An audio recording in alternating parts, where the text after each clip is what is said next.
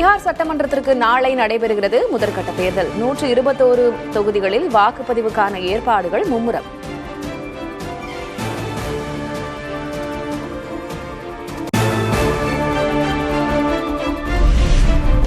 ஹரியானா சட்டமன்ற தேர்தலில் 2 கோடி வாக்குகளில் 25 லட்சம் வாக்குகள் திருட்டு என ராகுல் காந்தி குற்றச்சாட்டு.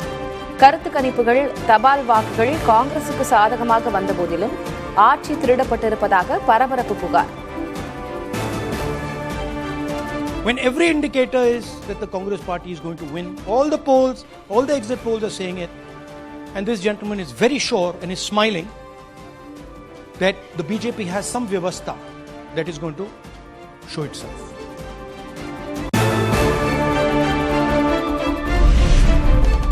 ஹரியானா வாக்காளர் பட்டியலில் பிரேசில் பெண் மாடல் புகைப்படத்தை கொண்டு 22 போலி வாக்குகள் செலுத்தப்பட்டதாக ராகுல் காந்தி புகார். உத்தரப்பிரதேச வாக்காளர்கள் கூட ஹரியானாவில் வாக்களித்ததாக குற்றச்சாட்டு.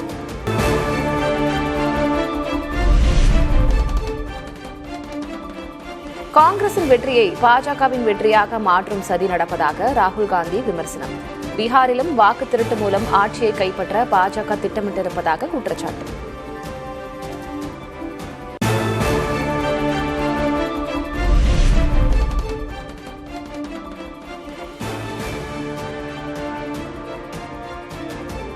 தேர்தல்களில் வாக்கு திருட்டு மூலம் ஆட்சி திருட்டு நடந்திருப்பதற்கு 100 விழுக்காடு ஆதாரங்கள் உள்ளதாக ராகுல் உறுதி. இளம் வாக்காளர்கள் தங்கள் எதிர்காலமே களவு போவதை உணர வேண்டும் என்றும் அறிவுறுத்தல்.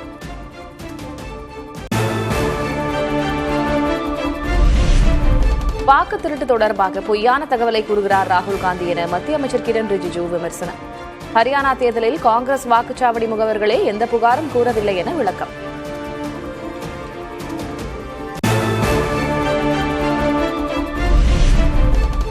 அரசுக்கு எதிராக இளைஞர்களை போராட தூண்டுகிறார் ராகுல் காந்தி என கிரண் ரிஜிஜு குற்றச்சாட்டு. காங்கிரசின் தோல்வியை மறைக்க அவதூறு பரப்புவதாகவும் புகார்.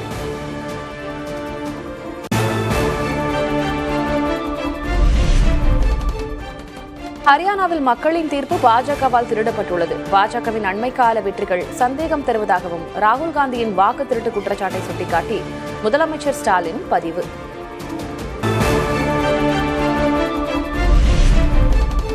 SIR திருத்த பணிகளில் குளறுபடிகள் உள்ளதாக திமுக MP NR இளங்கோ குற்றச்சாட்டு. தமிழ்நாட்டிலும் பல லட்சம் வாக்குகள் நீக்கப்படும் அபாயம் உள்ளதாகவும் பேட்டி. இந்த SIR பணியினை மிகுந்த குழப்பத்திற்கு உள்ளாக்கும் வேலைகள் நடந்து கொண்டு வருகின்றன. இதன் விளைவாக பல லட்சக்கணக்கான வாக்குகள் நீக்கப்படும் அபாயம் இருக்கிறது. வாக்குச்சாவடி முகவர்களிடம் வாக்காளர் பட்டியலை கொடுக்கக்கூடாது என தேர்தல் ஆணையத்திடம் அதிமுக சார்பில் ஜெயக்குமார் மனு. தேர்தல் அதிகாரிகளை மிரட்டி படிவங்களை திமுகவினர் பறிக்கிறார்கள் எனவும் குற்றச்சாட்டு. சில கட்சிகள் குறிப்பாக ஆளும் தரப்புன்னு வச்சுங்களேன், அந்த கட்சிகள் BLO மிரட்டி எங்ககிட்ட கொடுங்க ஃபார்மை, படிவத்தை நாங்கள் தான் கொடுப்போம், அது மட்டும் இல்லை நீங்கள் கொடுத்த படிவத்தை நாங்கள் வாங்குவோம், அது பிறகு உங்ககிட்ட கொடுப்பேன்னா இது எந்த விதத்தில் நியாயம்? தயவுசெய்து நீங்கள் சிந்திச்சு பாருங்கள். வேலூரில் 32 கோடி ரூபாய் செலவில் கட்டப்பட்டுள்ள மினி டைடல் பூங்காவை திறந்து வைத்தார் முதலமைச்சர் ஸ்டாலின். நாமக்கல் மாவட்டம் ராசிபுரத்தில் 37 கோடி ரூபாய் செலவில் மினி டைடல் பூங்காவுக்கும் அடிக்கல். ரூபாய் 32 கோடி மதிப்பீட்டில் 60,000 சதுரடி பரப்பளவில் தரைதளம் மற்றும் 4 தளங்களுடன் 600 தகவல் தொழில்நுட்ப வல்லுநர்கள் பணிபுரியும் வகையில் கட்டப்பட்டுள்ள டைடல் நியோ பூங்கா.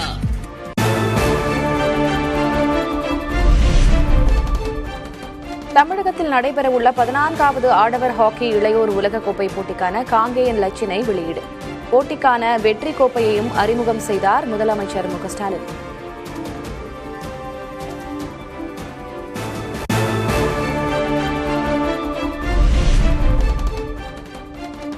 கோவையில் பாலியல் வன்கொடுமையால் பாதிக்கப்பட்ட பெண்ணை கண்டுபிடிக்க 4.5 மணி நேரம் தாமதம் ஏன்? காவல்துறையினருக்கு அதிமுக பொதுச் செயலர் எடப்பாடி பழனிசாமி கேள்வி.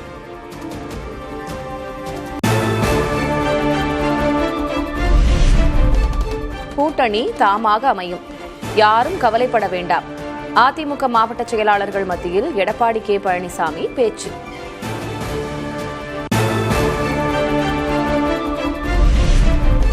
பாஜக தம்மை இயக்க முடியாது என அதிமுகவிலிருந்து நீக்கப்பட்ட செங்கோட்டையன் பதில்.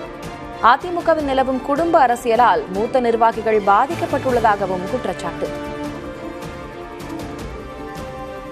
மகன் தலையிடுறாரு, அவருடைய மைத்தினர் உங்களுக்கு தெரியல, டிவிலாம் வந்துட்டு இருக்காரு, அந்த தொகுதிக்குள்ள மாவட்டத்தில் பண்ணுறாரு, நீங்கள் அவர் மருமகம் பண்ணுறாரு. இப்போ நீங்கள் பார்த்தீங்கன்னா உங்களுக்கு தெரியும் அவருடைய எங்கெங்கே இயக்குறாங்கிறது நீங்கள் மீடியாவில் இருக்கிறதுக்கு தெரியாதில்ல. அதுதான் அதை பற்றி சொன்னேன். மூத்த நிர்வாகிகளுக்கு அது இடையூறாக இருக்கும்.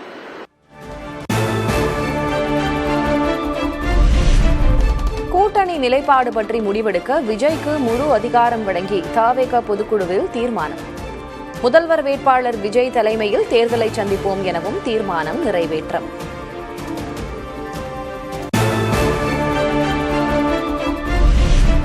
கரூர் கூட்ட நெரிசல் விவகாரத்தில் முதலமைச்சர் கூறியது அனைத்தும் வடிகட்டிய பொய் என தவேக தலைவர் விஜய் விமர்சனம்.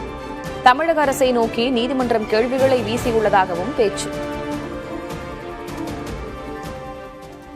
பொது வாழ்க்கையில் இருக்கிற ஒருத்தவங்க ஒரு முதல்வர் அவர்கள் சொன்னது எவ்வளவு பெரிய ஒரு வடிகட்டின பொய், சப்பை கட்டுன்னு நான் சொல்லல, உச்ச நீதிமன்றம் சொல்லியிருக்கிறாங்க.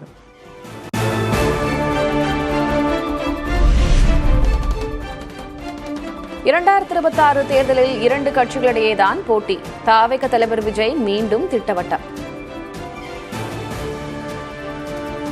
2026 ரெண்டு பேருக்கு நடுவில் தான் போட்டியே. ஒன்று இன்னொன்று, இந்த போட்டி இன்னும் ஸ்ட்ராங்கா மாறப்போகுது.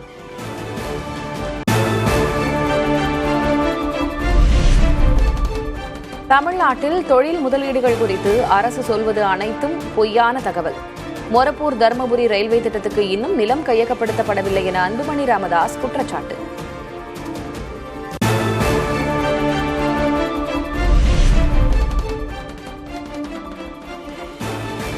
சேலம் அருகே நடந்த மோதல் விவகாரம் தொடர்பாக பாமக எம்எல்ஏ அருள் உள்ளிட்ட 40 பேர் மீது வழக்கு பதிவு. அருள் தரப்பு அளித்த புகாரில் ஏற்கனவே 7 பேர் கைது.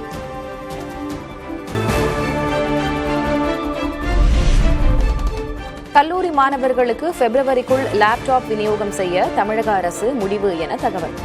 நடப்பு கல்வியாண்டில் 10 லட்சம் மாணவர்களுக்கு லேப்டாப் வழங்க திட்டம்.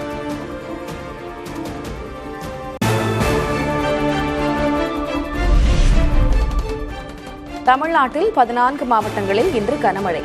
தஞ்சாவூர், திருவாரூர், நாகை உள்ளிட்ட காவிரி படுகை மாவட்டங்களில் கனமழை பெய்ய வாய்ப்புள்ளதாக கணிப்பு.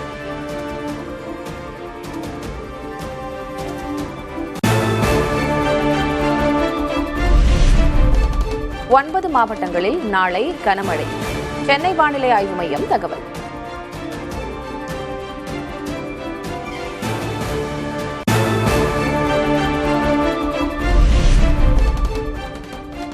சென்னையில் ஆபரண தங்கத்தின் விலை சவரனுக்கு 560 ரூபாய் குறைந்தது. நீண்ட நாட்களுக்கு பிறகு ஒரு சவரன் தங்கம் 90,000ற்கு கீழ் இறங்கியது.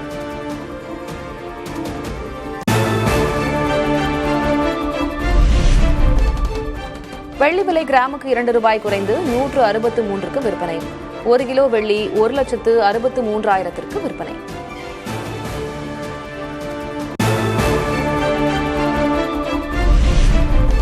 சென்னை மெரினாவில் கடலில் இறங்கி தூய்மை பணியாளர்கள் போராட்டம்.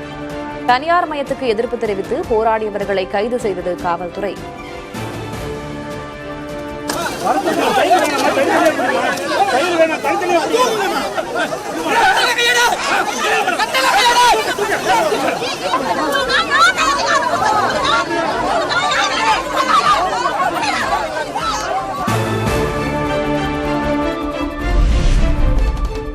நியூயார்க் மேயர் தேர்தலில் இந்திய வம்சாவளியைச் சேர்ந்த ஜோரன் மம்தானி வெற்றி. நேருவின் சுதந்திர தின உரையை சுட்டிக்காட்டி பேச்சு.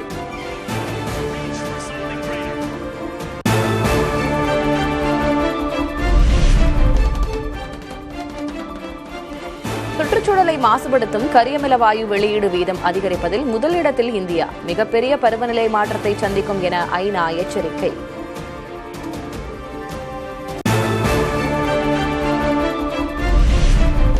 பெண்களுக்கு நிபந்தனையற்ற நிதியுதவி திட்டங்கள் வழங்கும் தமிழகம் உள்ளிட்ட 12 மாநிலங்கள் ஆண்டுக்கு 1,70,000 கோடி ரூபாய் ஒதுக்கீடு.